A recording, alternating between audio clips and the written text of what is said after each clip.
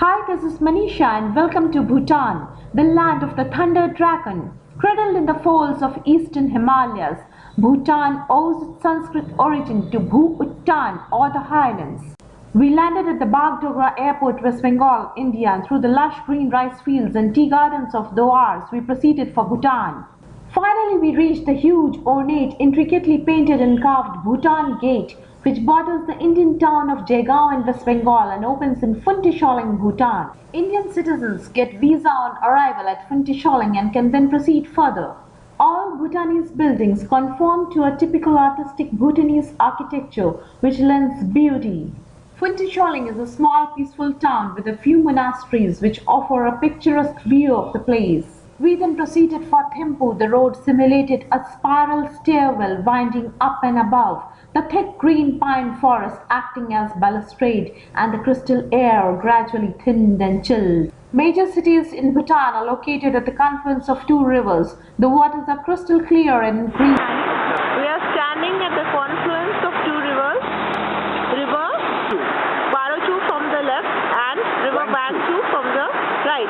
Both meet here and form the river.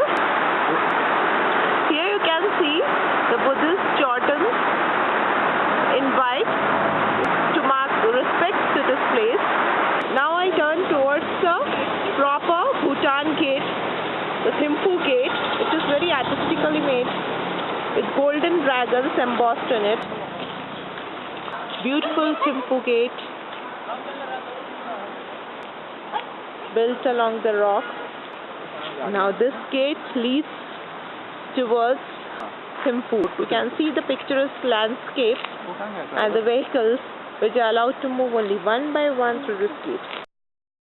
The other side of the Thimphu gate.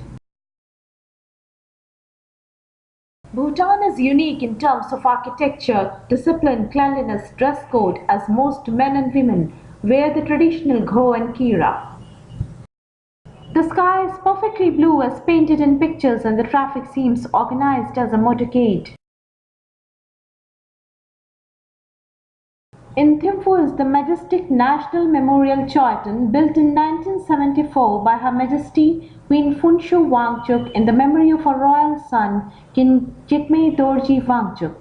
Next we ascended to the TV Tower Viewpoint Thimphu, which offers a bird's eye view of the city.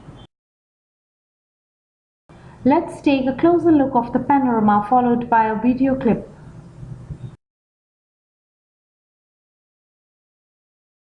Down there you can see beautiful residences. Each bungalow has a fine porch and nice concrete basalted asphaltic roads leading to each of the houses there.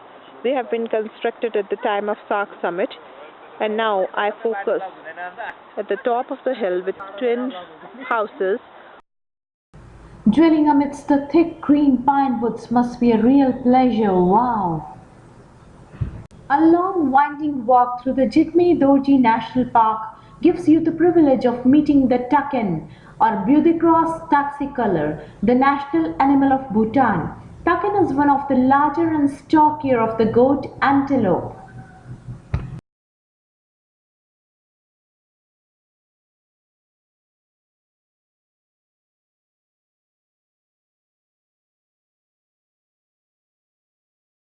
Zongs or high-walled fortresses are the landmarks of many Bhutanese districts.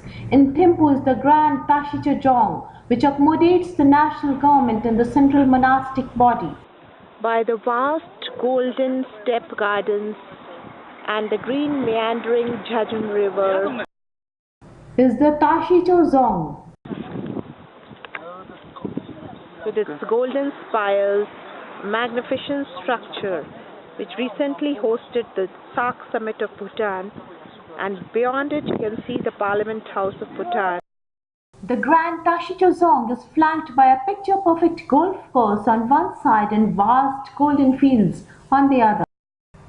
National Library of Bhutan, with its impressive chipstone structure, is worth visiting and displays a picture book which holds a record of being biggest in size. Bhutan has been variously described as an artist's muse or photographer's delight, and a visit to the School of Traditional Arts which offers courses in 13 arts like sculpture, wood carving, carpentry, painting, satiates the appetite for arts. It's a pleasure meeting the artists at work.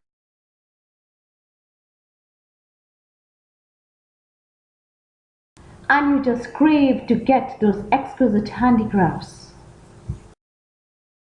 The Enchanting Heritage Museum is a well-preserved living farmhouse from the 19th century. The dark interiors with huge soot-coated vessels transport you 200 years back in time.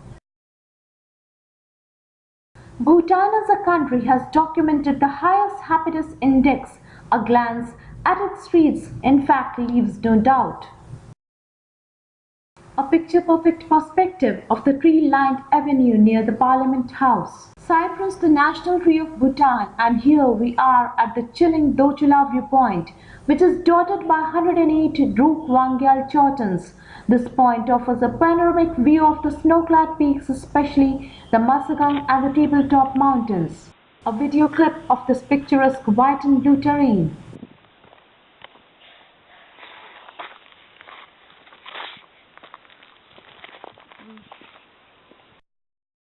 Reaching Punakha was like entering into a fairyland, far from the maddening crowd, amidst a patchwork of wheat fields, gurgling jade-green streams, scattered settlement.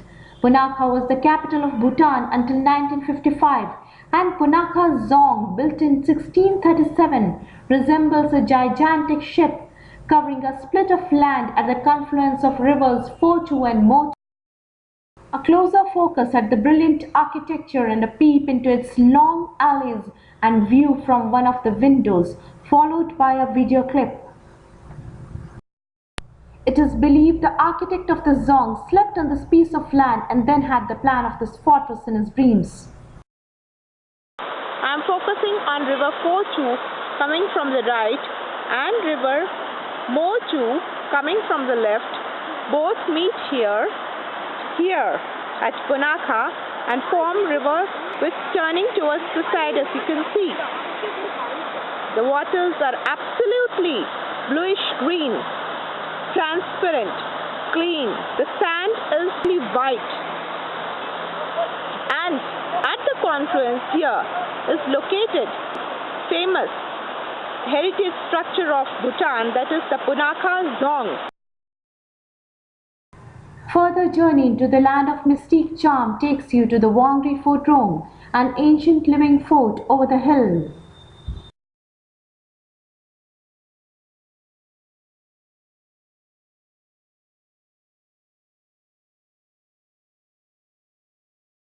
Monks pursue their studies.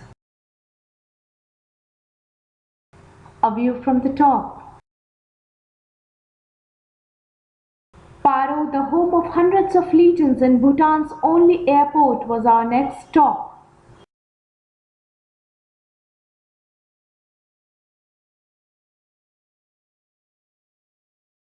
Bhutan is often compared to rural Europe in terms of beauty.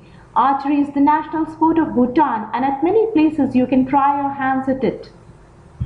14 kilometers from Paro town are the ruins of awesome Druk Dzong, built in 17th century by Shabdurung Namgyal to commemorate the victory over Tibetan warlords.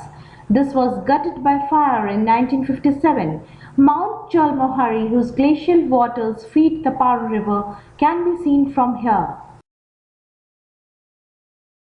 The castle-like Tarzong was built as a watchtower on a ridge over the Rinpung Dzong and has now been converted into the National Museum of Bhutan.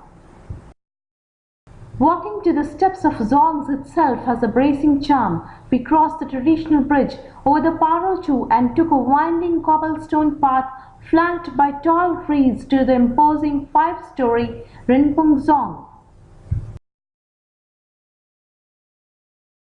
The interiors were mesmerizing, with brilliant frescoes depicting tales from Buddhism and windy galleries bordering the central courtyard.